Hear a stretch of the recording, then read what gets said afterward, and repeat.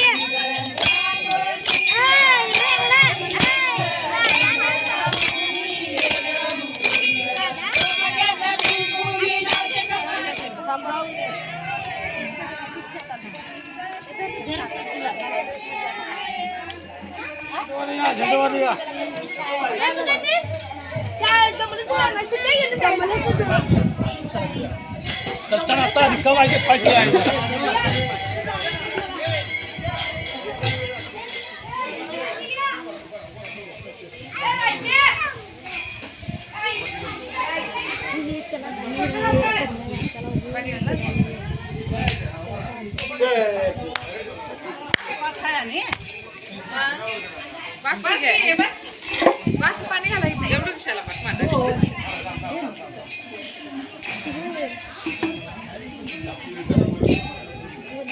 आणि घर बघ टॉपचा इकडे टॉपचा टॉप केली काय मी बोला आवाज नंतर केली सगळ्या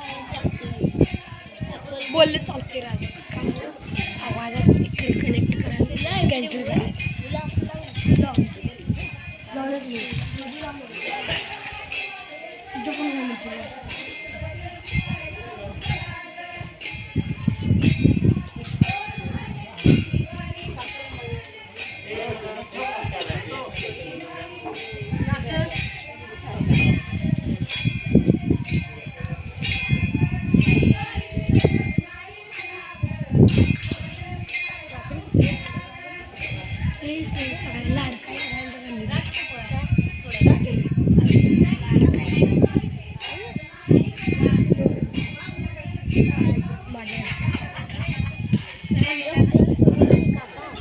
बाहेरच कसले लावले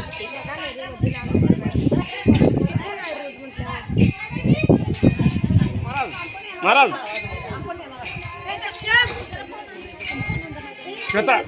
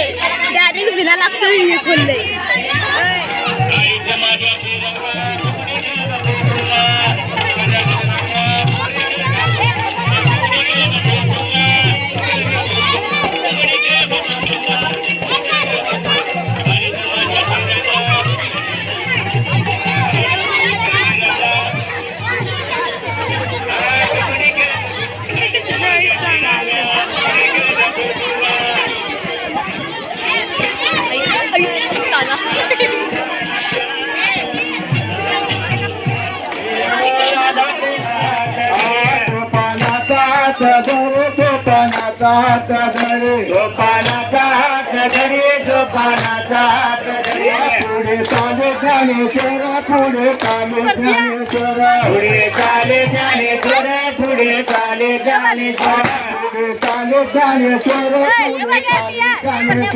पुढे चाले ज्ञानेश्वर पुढे चाले ज्ञानेश्वर मागे मुक्ताय सुंदर मागे मुक्ताय सुंदर मागे मुक्ताय सुंदर मागे मुक्ताय सुंदर मागे मुक्ताय सुंदर मागे मुक्ताय सुंदर मागे मुक्ताय सुंदर मागे मुक्ताय सुंदर गोरा कुंभार मांडीवर गोरा कुंभार मांडीवर गोरा कुंभार मांडीवर गोरा कुंभार मांडीवर गोरा कुंभार मांडीवर गोरा कुंभार मांडीवर गोरा कुंभार मांडीवर गोरा कुंभार मांडीवर तुका तुवा बगडेवर शंका बंका करेवर शंका बंका करे जे आई माझे पंढरीचे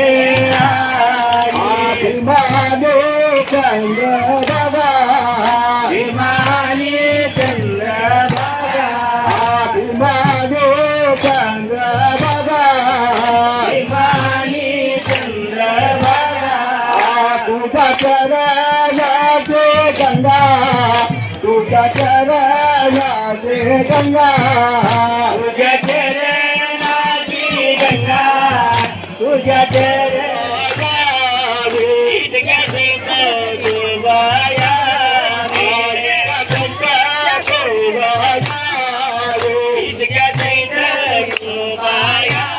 माझ्या रंगाने माझ्या